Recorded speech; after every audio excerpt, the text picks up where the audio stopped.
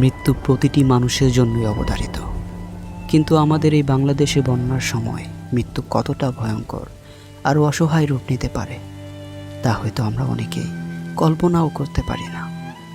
যখন একের পর এক জেলা পানির নিচে তলিয়ে যায়, তখন শুধু বেঁচে থাকার লড়াইটাই কঠিন হয় না, মরে যাওয়ার পর শেষ বিদায়ের সম্মানটুকু পাওয়াও এক বিরাট ভাগ্যের ব্যাপার হয়ে দাঁড়ায়।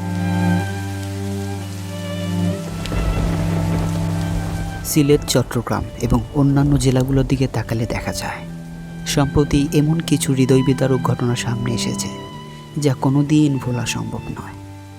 বন্যায় ঘরের মানুষটা মারা গেছে, কিন্তু তাকে দাফন করার মতো এক টুকরো শুকনো মাটি কোথাও নেই।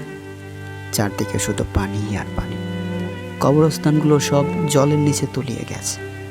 এমন এক পরিস্থিতিতে স্বজনেরা নিরুপায় হয়ে ঘরের ভেতরেই খাটিয়ে পেতে কিংবা নৌকার উপর কোনো মতে মৃত মানুষের জানাজা পড়েছেন।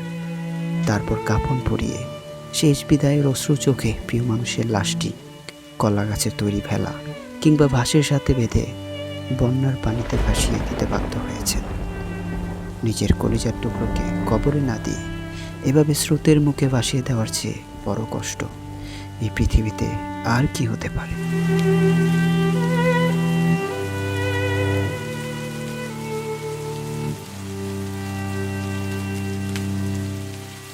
যে মানুষটি সারা জীবন এই মাটিকে ভালোবেসে এখানে কাটিয়ে দিল, শেষ বিদায়ের বেলায় এই মাটি তাকে একটু আশ্রয় দিতে পারল না।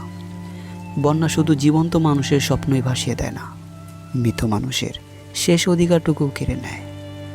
এই নিষ্ঠুর বাস্তবতা আমাদের মনে করিয়ে দেয় প্রকৃতির এই রুদ্ররূপের সামনে আমরা মানুষ কত বেশি অসহায়।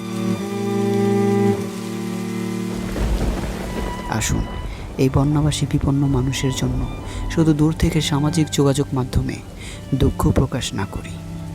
এদের পাশে দাঁড়ানো এখন আমাদের সবচেয়ে বড় দায়িত্ব।